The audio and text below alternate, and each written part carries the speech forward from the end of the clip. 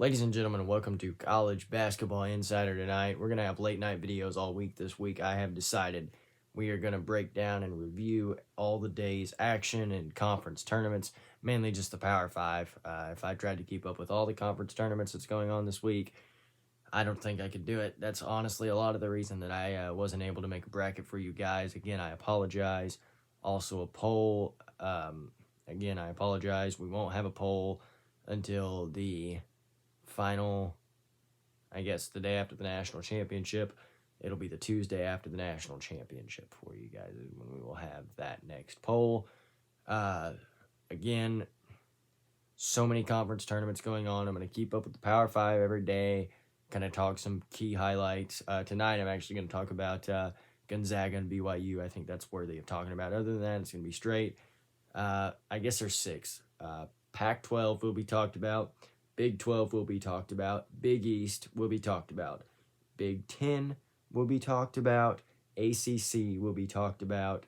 And I just drew a blank. SEC will all be talked about. Of course, the ACC started today. The Big 10, the Pac-12, the Big 12, the SEC, and the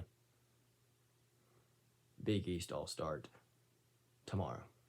So, let's get right into it. I'm going to start with today and tonight's action.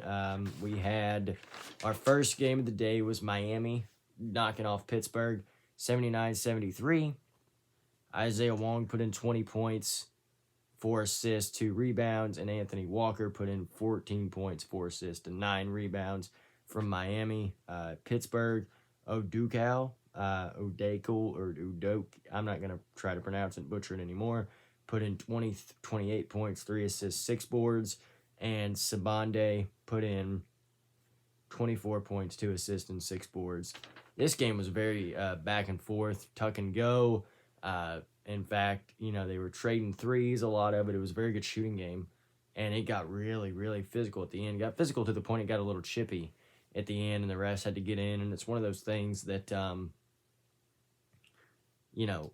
you hate to see happen. Things like that can ruin a game as far as getting physical and getting, if it turns to violence or something or fighting, fans love to see that, but at the same time, it's not good. It can ruin a basketball game, and you hate to see that, but it never got too out of hand. It was a very good game, come down to the wire, and Miami was able to edge it out. But let's talk about the Duke Blue Devils. Oh, my goodness.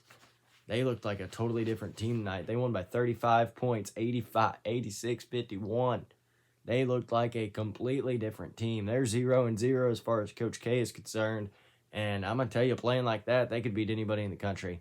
They played so well today. DJ Stewart, Mark Williams putting in buckets. And I've said it, and I've said it. If there's any coach, of these blue blood teams that have struggled this year that can get his team to the tournament when it looks like all hope is gone, it's Coach Mike Krzyzewski of Duke. He is, man, I can't give him and I can't give Duke enough credit. Whenever the chips were down and they needed a win, they got a win, and they got a big, big win. They're going to play Louisville tomorrow. Huge game, and they put themselves in position, with another win or maybe another 2 wins. I say another win tomorrow. They're going to be in as an 11-12 seed. I think 2 more wins, they could be pushing that 9-10 spot. If it's me, again, I'm not on the selection committee. I'm just a regular human being. So that's that. Notre Dame beat Wake Forest 80-77 on a buzzer beater. That's all anybody cares about. It's that game ended on a buzzer beater. It was a great game, back and forth game, just like Miami and Pittsburgh. I'm sure the ACC tomorrow has loaded games. Syracuse, NC State, Duke, and Louisville. I'll be really honest, I can't think off the top of my head. Oh, Miami plays Clemson, and I cannot think off the top of my head who Notre Dame has. Maybe North Carolina. Yep, North Carolina. They play North Carolina. Play the Tar Heels. Sorry about that. I don't have all these brackets in front of me right now. If I did, I would definitely definitely be able to give you better information. But I'm going to take a little bit to talk about Gonzaga and BYU tonight. So, this season I've dogged Gonzaga a little bit for strength of schedule. And I'm still not completely sold on their strength of schedule. I think they played some good teams in the non-conference, didn't really play any great teams. Iowa was a bad matchup for them. Iowa is really a bad matchup for anybody that's going to really lock you down because Iowa doesn't play a whole lot of defense. They've gotten better recently, but at the beginning of the season, their defense was awful, and they would admit it. So at the time, it was a bad matchup. I don't see Iowa beating them if they were to rematch in the NCAA tournament. It's just a bad matchup for the Hawkeyes. Now, they played a BYU team who had been rolling. They beat Pepperdine last night. They played really well. Matt Harms, transfer from Purdue, is making big strides. They've got another big man. I can't think of his name off the top of my head. And then Nell, who was pouring in the threes from BYU.